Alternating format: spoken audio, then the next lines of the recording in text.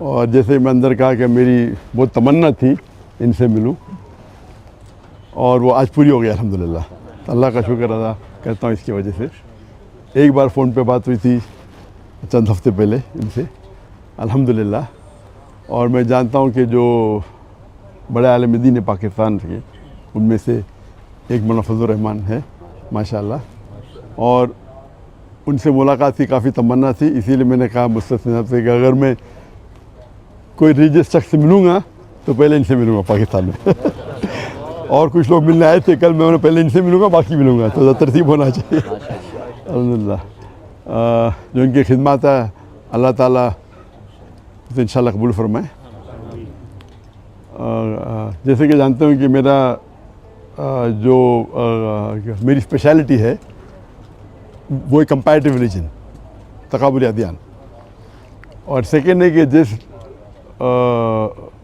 جو لوگ اسلام کے خلاف یا اسلام کے خلاف جو تحریک ہے یا لکھتے ہیں یا تنقید کرتے ہیں, تو وہ میری اسپیشلٹی ہے کہ اس تنقید کا جواب دے. تو میں ایک الگ فیلڈ سے ہوں. اور یہ دعوتی میدان میں متاثر ہوا میں شیخ احمد دیدات سے. اور میری تمنا تھی اور میرے والدین کی تمنا بھی تھی کہ میں ڈاکٹر بنوں. اور اس وقت میرے نزدیک سب سے بہترین جو پیشہ ہے وہ ڈاکٹر کا ہے, جو انسانیت کی خدمت کر سکتا. جب میں شیخ احمد دیدات صاحب سے ملا, ان سے متاثر ہوا, پھر قرآن کا ترجمہ قرآن کو اور ترجمے سے پڑھنے لگا, تو پتہ چلا کہ اللہ تعالیٰ فرماتے سورہ فصلت میں سورہ نمبر 41 آیت نمبر 33 میں ومن احسن قولا ممن دعا الی اللہ وعمل صالحا وقال اننی من المسلمین. کون شخص بہتر ہے جو لوگوں کو بلاتا ہے, جو اللہ کی دعوت دیتا ہے اور کہتا ہے کہ میں مسلمان ہوں. تو اس سے ظاہر ہے کہ اللہ تعالیٰ کے نزدیک قرآن مجید میں سب سے بہترین پروفیشن پیشہ ہے وہ داعی کا ہے. تو جب مجھے ایک اچھا پیشہ ملا جو ڈاکٹر سے بھی اچھا ہے, تو میں تبدیل ہوا doctor of a body to doctor of a soul. ایک طبیب سے جو بدن کا ڈاکٹر ہے طبیب ہے, میں کنورٹ ہوا روح کے طبیب کے ساتھ. علم الابدان سے علم الادیان. الحمدللہ. اور جیسے کہ آپ لوگ جانتے ہوں گے کہ میرے زبان میں لکنت تھی, کہتے اسٹیمرنگ. اور جب بچپن میں کوئی مجھے پوچھتا تھا تمہارا نام کیا ہے, میں نام ذاکر ہے, یہ زبان میں لکنت تھی. اور ایک شخص اگر خواب میں سوچنا چاہتا ہے, کچھ بھی سوچ سکتا ہے, خواب ہوتا ہے. تو خواب میں یہ سوچ سکتا تھا کہ میں بڑا ڈاکٹر بنوں گا, لیکن کبھی خواب میں یہ نہیں سوچ سکتا تھا کہ میں 25 لوگ کے سامنے تقریر کروں گا, کیونکہ لکنت تھی زبان میں. اس کے بعد اللہ کی مدد آئی, شیخ دیدات سے ملاقات ہوئی. موسیٰ علیہ السلام کی جو دعا ہے سورہ طٰہٰ کی سورہ نمبر 20 آیت نمبر 25 سے 28 میں جو شروع میں کہا, اور وہ دعا جو ہے رب اشرح لی صدری ویسر لی امری واحلل عقدۃ من لسانی یفقہوا قولی. اور اکثر علماء اس کی ذکر کرتے ہیں, لیکن میرے لیے اور لاگو ہوتا ہے اس میں, کیونکہ ہم جانتے ہیں کہ موسیٰ علیہ السلام کو بھی زبان میں لکنت تھی جو عام علماء کی زبان میں نہیں ہے. اور اللہ سے دعا کرتے ہیں کہ صدر کو بڑا کرو, اور جو لوگوں کے بیچ میں جو درار ہے, جو بیریئر ہے, اسے نکال دے. اور زبان کا بیریئر بھی تو میرے ڈبل لاگو ہوتا ہے, کیونکہ میرے زبان میں لکنت ہے. اور اللہ کی مدد سے میں تقریر کرنا شروع کیا, اور اللہ کی فضل سے اللہ نے محبت ڈالی. تو میں ناچیز ہوں, میں جانتا ہوں کہ میرے سے زیادہ کروڑوں لوگ جو علم رکھتے اسلام کا اس کے بارے میں, لیکن اللہ نے محبت ڈالی لوگوں کے دل میں میرے لیے. تو یہ ھذا من فضل ربک. اور پاکستان میں ذرا زیادہ محبت ڈال دی اللہ نے.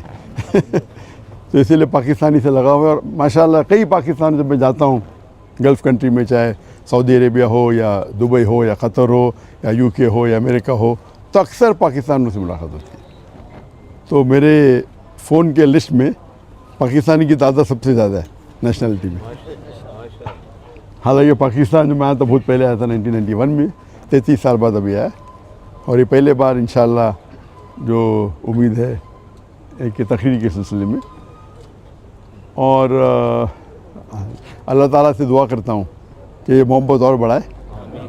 اور میرا مشن ہمیشہ رہا کہ جو اللہ تعالیٰ فرماتے ہیں قرآن مجید میں سورہ عمران میں سورہ نمبر 3 آیت نمبر 103 میں وَاعْتَصِمُوا بِحَبْلِ اللَّهِ جَمِيعًا وَلَا تَفَرَّقُوا کہ اللہ کی رسی کو مضبوطی سے پکڑو اور آپس میں مت بٹو, آپس میں تفرقہ مت کرو. تو یہ میرے لائف کا ایک مشن ہے.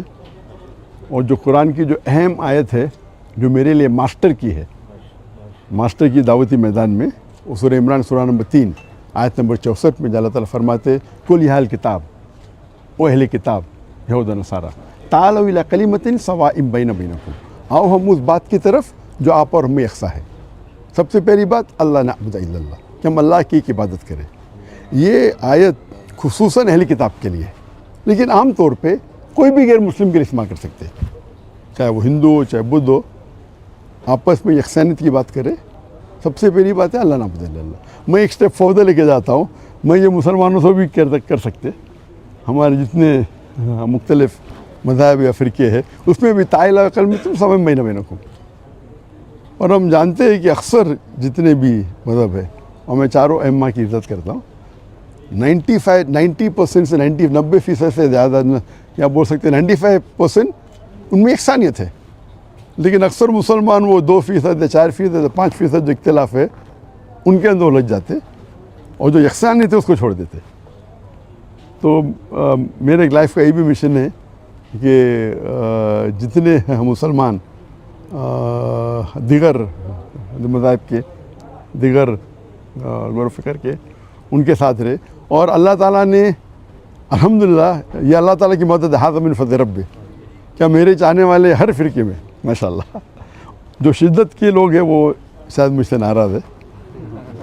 اللہ کی مدد ہے کہ اسی لیے اللہ تعالیٰ نے محبت ڈالی. اور آپ جانتے ہیں کہ جو صحابہ تھے, ہر صحابہ سمجھتے تھے کہ اللہ کے رسول ان سے سب سے زیادہ محبت کرتے.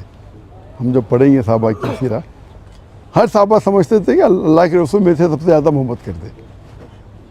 تو اللہ نے محبت میرے چاہنے والوں میں بھی ڈالی. تو جہاں میں جاتا ہوں لوگ محبت سے ملتے.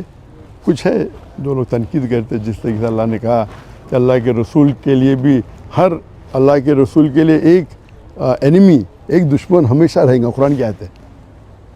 تو جو لوگ اللہ سے کام نکالتا ہے ان کو شہرت کے ساتھ ساتھ لوگ ان کے خلاف بھی ہوتے. تو یہ پارٹ اینڈ پارسل ہے, تو دعوتی میدان کا ایک پارٹ اینڈ پارسل حصہ ہے. لیکن میں ہمیشہ چاہتا ہوں کہ لوگ قرآن اور اللہ اور اللہ کے رسول کی بات پہ یکساں ہو اور یونائٹ ہو.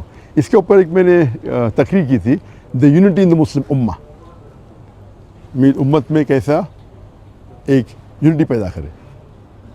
اور انشاءاللہ مجھے امید ہے کہ انشاءاللہ یہ پاکستان کا دورہ مفید ہوگا میرے لیے خصوصاً.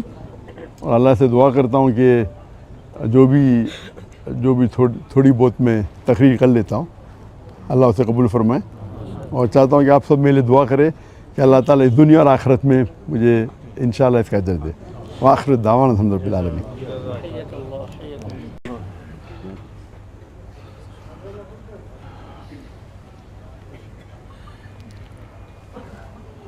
بسم اللہ الرحمن الرحیم وصلی اللہ علی النبی الکریم وعلی آلہ وصحبہ وبارک وسلم. ہمارے نہایت قابل احترام مہمان گرامی جناب ڈاکٹر ذاکر نائک صاحب اور ان کے ساتھ شریک وفد, میں دل کی گہرائیوں سے انہیں خوش آمدید کہتا ہوں. جس طرح ہمارے گھر کو انہوں نے آج رونق بخشی, ان کی تشریف آوری سے ہمارا پورا ملک خوش قسمت ہے, اور پورے ملک میں ان کے لیے ایک استقبال ہے, ان کے لیے خوش آمدید ہے. اور اللہ تعالیٰ سے دعا ہے کہ اللہ تعالیٰ ان کی تشریف آوری ان کے عزت میں بھی اضافے کا سبب بنے, اور جو مشن ان کے سامنے ہے دین اسلام کی دعوت کا, اس میں مزید اللہ تعالیٰ برکت نصیب فرمائے. اس میں کوئی شک نہیں ہے کہ آج کے دور میں اسلام پر ہر طرف سے حملے ہو رہے ہیں اور طرح طرح کے سوالات لوگ اٹھا رہے ہیں، اور جس طریقے سے ڈاکٹر صاحب ان کے سوالات کا جواب دیتے ہیں، حوالہ جات کے ساتھ دیتے ہیں، نقلی جوابات بھی ہیں اور عقلی جوابات بھی ہیں، لاجک کے ساتھ بھی گفتگو کرتے ہیں، اور جس سے کہ یہ امت مسلمہ کی طرف سے ایک دفاع ہوتا ہے، دین اسلام کی طرف سے ایک دفاع ہوتا ہے، اور جس میں صرف مسلمانوں کو وحدت کی دعوت نہیں بلکہ غیر مسلموں کو بھی اسلام کی طرف دعوت دینے کا سبب بنتا ہے، اور بہت سی دنیا کے مسلمان وہ ان کی دعوت پر مسلمان بھی ہوئے ہیں، ایمان کے نور سے منور ہوئے ہیں، کلمہ شریف ان کو نصیب ہوا ہے۔ تو ظاہر ہے کہ ان کی مشن اور ان کی محنت اور ایک مسلسل جدوجہد کے نتیجے میں اللہ تعالیٰ نے یہ نتائج مرتب کیے ہیں، اور یہ محنت ایک ثمرآور محنت ہے۔ اللہ تعالیٰ ہم سب کو صراط المستقیم پر چلنے کی توفیق بھی عطا فرمائے، استقامت بھی نصیب فرمائے۔